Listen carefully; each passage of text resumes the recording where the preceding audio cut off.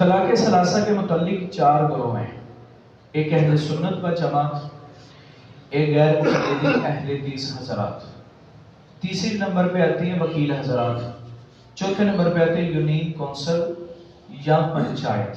یہ چار گروہ طلاق ثلاثہ کے حوالے سے مختلف موقف رکھتے ہیں۔ مثال کے طور پہ اہل سنت و جماعت کا عقیدہ وہ عقیدہ اور اس کا مسلک وہ مسلک ہے، اور اس کے پاس وہ دلائل ہیں جو قرآن و حدیث سے صراحتاً ملتے ہیں۔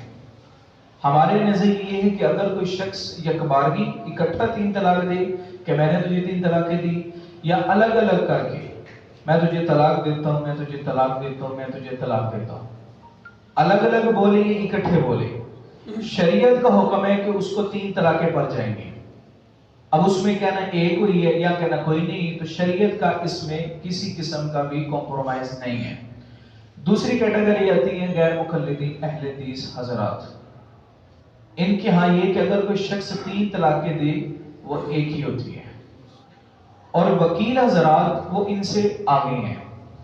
وہ کہتے ہیں کہ شوہر اگر اپنی عورت کو 3 طلاقیں بھی دے دیتا ہے اور 90 ڈیز کے اندر، 90 دن کے اندر اگر وہ اپنی عورت سے رجوع کر لیتا ہے تو کوئی طلاق نہیں ہے۔